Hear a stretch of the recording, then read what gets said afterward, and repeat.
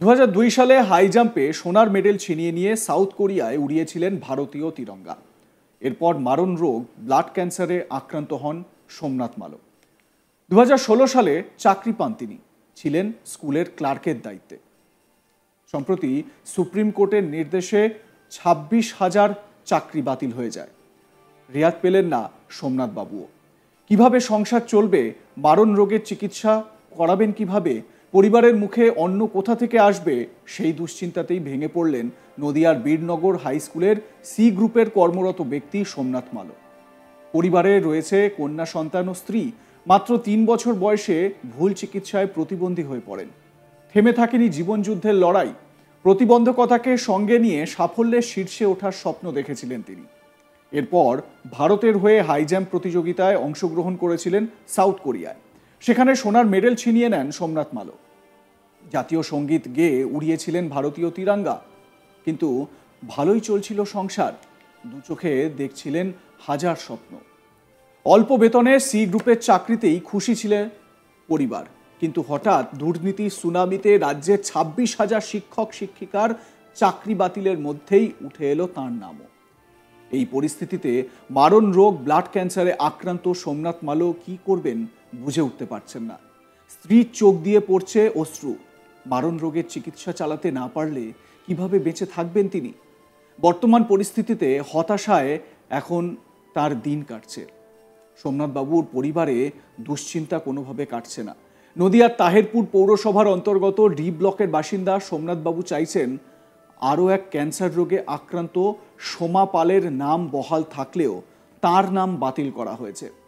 রাজ্যের মুখ্যমন্ত্রী মমতা বন্দ্যোপাধ্যায়ের কাছে তার করজোড়ে প্রার্থনা, রাজ্য সরকারই একমাত্র তার পরিবারকে বাঁচাতে পারে।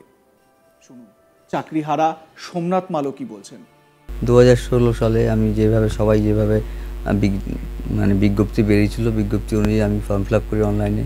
সে এক্সাম পরীক্ষায় বসেছিলাম এবং পরপর ধাপে ধাপে আমরা গেছি। টাইপিং টেস্ট হয়েছে, ইন্টারভিউ হয়েছে, পুলিশ ভেরিফিকেশন হয়েছে, তারপরে স্কুল চুজ হয়েছে। সমস্ত কিছু পাওয়ার পরে তারপরে আমার বিভিন্ন হাই স্কুলে আমি জয়েন করি।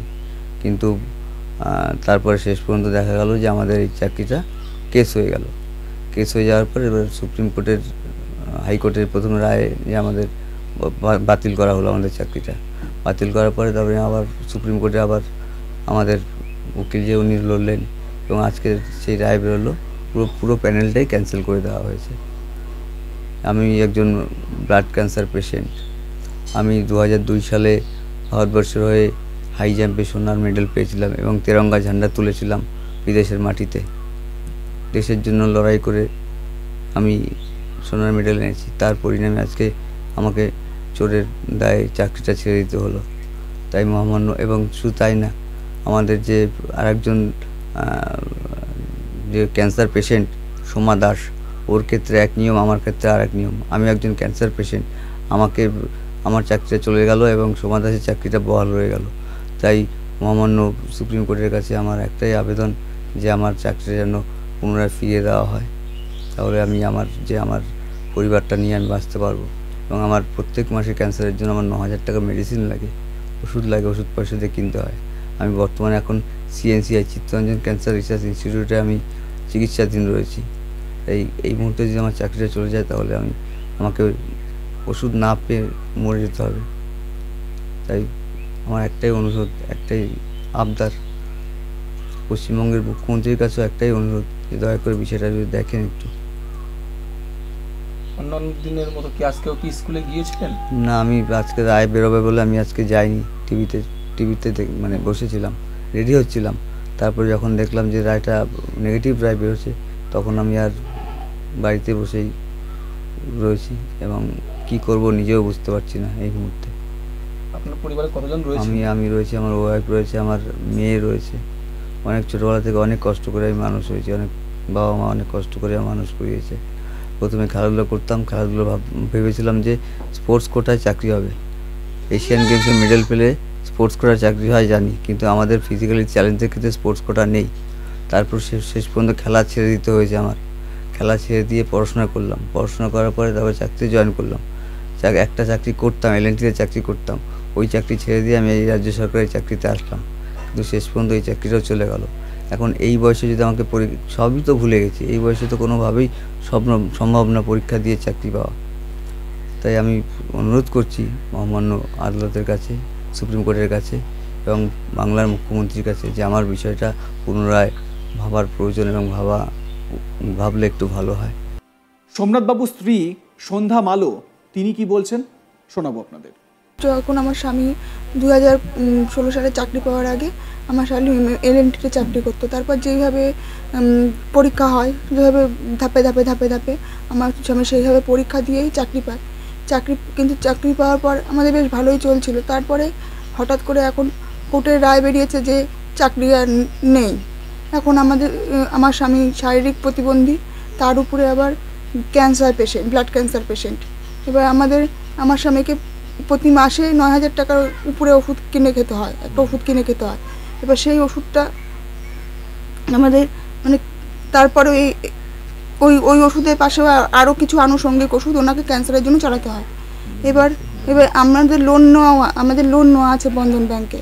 এবার চলে গেলে আমরা লোন কি করে দেব? তারপরে চাকরি, এই ওষুধের খরচা, এই ক্যান্সারের যে ব্যয়বহুল খরচা, এই খরচাই বা আমরা কি করে চালাবো? মেয়েটাকে মানুষ কি করে করবো? সেই জন্যই আমরা। আমার সহকর্মী সুরজিৎ দাস এ বিষয়ে তার প্রতিবেদনে কি বলছেন শুনুন। 2016 সালে মূলত প্রায় 26,000 পরীক্ষার্থী যারা চাকরি পেয়েছিলেন, কেউ শিক্ষকতা করতেন, কেউ আবার শিক্ষাকর্মী হিসেবে নিয়োগ হয়েছিলেন, তাদের ঘোষণা গতকাল সুপ্রিম কোর্ট করলো এবং হাইকোর্ট যে রায় দিয়েছিল, অর্থাৎ 26,000 চাকরি প্রার্থীর প্যানেল বাতিল, সেই রায়কেই বহাল রাখলো সুপ্রিম কোর্ট।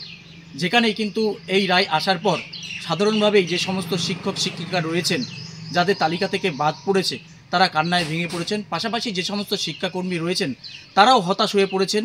এতদিন চাকরি করার পর তাদের চাকরি বাতিল হয়েছে। মূলত তাই নয়, যারা অযোগ্য প্রার্থী তাদের বেতন অর্থাৎ টাকা ফেরত দেওয়ার নির্দেশ দিয়েছে সুপ্রিম কোর্ট। সেখানে তারা চিন্তিত হয়ে পড়েছেন যে একদিকে যেমন চাকরি বাতিল গেল, অন্যদিকে তারা কিভাবে টাকা ফেরত দেবেন বা কীভাবে সংসার চালাবেন। ঠিক তেমনই রয়েছে নদিয়ার বীরনগরের বাসিন্দা সোমনাথ মালো। 2016 সালে তিনি শিক্ষাকর্মী হিসাবে সি গ্রুপে নিয়োগ হয়েছিলেন। বীরনগর হাই স্কুলে তিনি চাকরি করতেন। তিনি ব্লাড ক্যান্সার আক্রান্ত, শরীরের অসুস্থতা নিয়েই তার চাকরির উপর নির্ভর করে সংসার চলত। বাড়িতে 2টি সন্তান রয়েছে। কিভাবে তার চাকরি বাতিল হওয়ার পর সংসার চালাবেন তাই তিনি বুঝে উঠতে পারছেন না। এই সোমনাথ মালোই 2002 সালে দক্ষিণ কোরিয়ায় হাই জাম্পে ভারতের মুখ উজ্জ্বল করেছিলেন। সেখানে স্বর্ণ পদক জিতেছিলেন, ভারতের জাতীয় পতাকা উড়েছিলেন। আজ তার চাকরি গেছে। কিভাবে এই ব্লাড ক্যান্সার আক্রান্ত রোগী নিজের সুস্থ করবেন চিকিৎসা করিয়ে, নাকি সংসার চালাবেন তাই বুঝে উঠতে পারছেন না।